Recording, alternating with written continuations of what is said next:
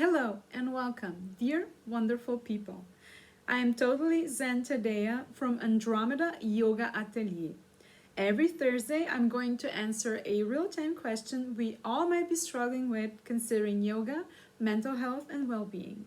If you have a question, post it in the comments below and I'm going to try to answer it in the following weeks. The vlog is specially dedicated to people who are tired of being tired, and tired of explaining to everyone else how tired they are. You can substitute the word tired with exhausted, feeling blue, stuck, busy, or whatever pops in your head, use that. As the title of today's vlog suggests, the question is, why I'm not vegan? This time, the title is not meant to be sarcastic at all. So, you might be wondering, how can I be a yoga teacher, follow the principle of ahimsa or non-violence, and still eat meat? Even though I tried strict veganism for 7 months when I was 22, it made me very physically ill and it did not work for me at all. Here are my 3 reasons why. Just like yoga, your nutritional diet is an individualized practice too. Yoga's sister science, Ayurveda, advises not everyone should go vegan. And practicing ahimsa or non-violence can but does not necessarily entail veganism. Number 1.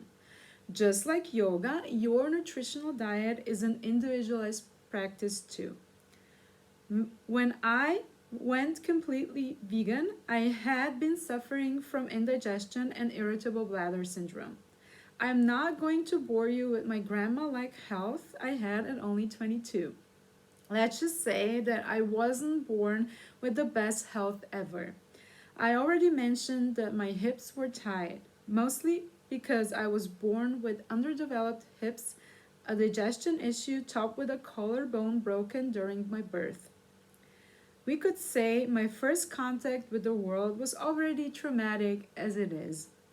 Combined with highly stressful upbringing as well, my immune and hormones systems were completely out of whack, which caused a string of infections and inflammations from very early in my life.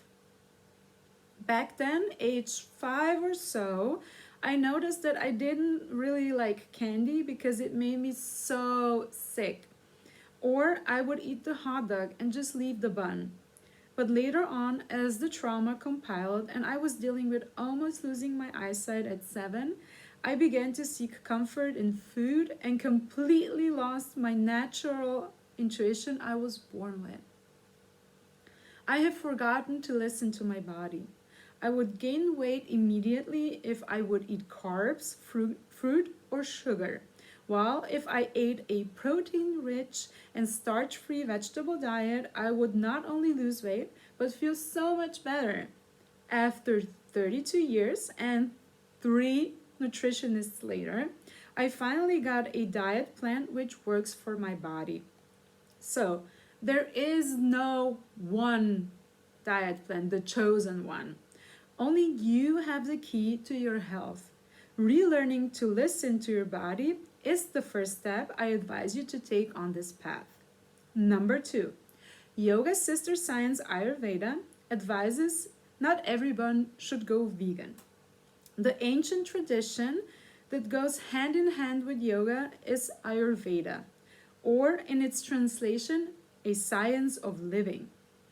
It's based on various indicators, physical as well as mental, which are then used to sort out a type of person someone could be by their nature.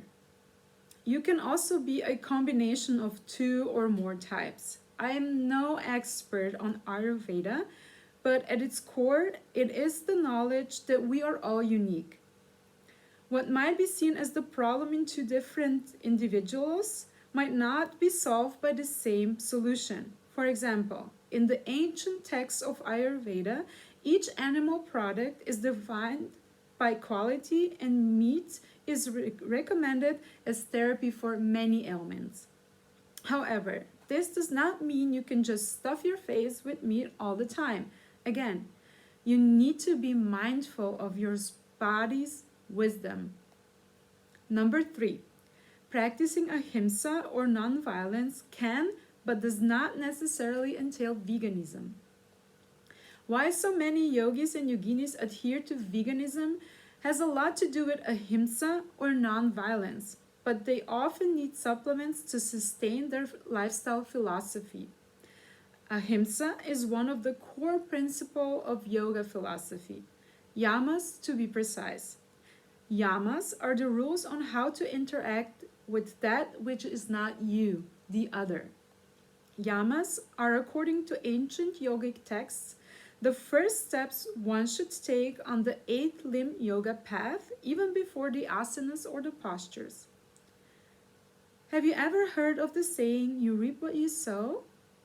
This is what ahimsa is all about, diverting bad karma. Thus, nonviolence is an important part in the conduct towards the other. Your body is also this other.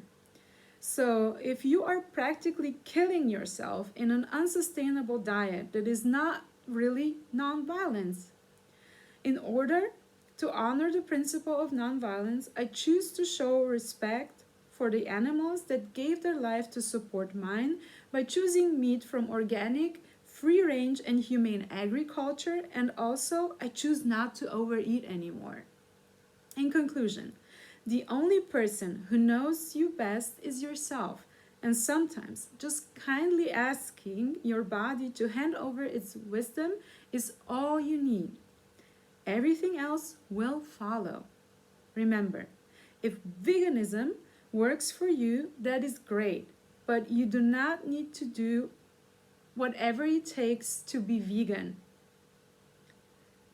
You need to do whatever you need to do to practice ahimsa or nonviolence toward yourself and towards all other living beings. In the end, it is really all about balance. With that thought, I bow the head to the heart. May the wisdom of the body and the wisdom of the mind unite together to support our collective healing and evolution. With love and joy, continue on to the rest of your day.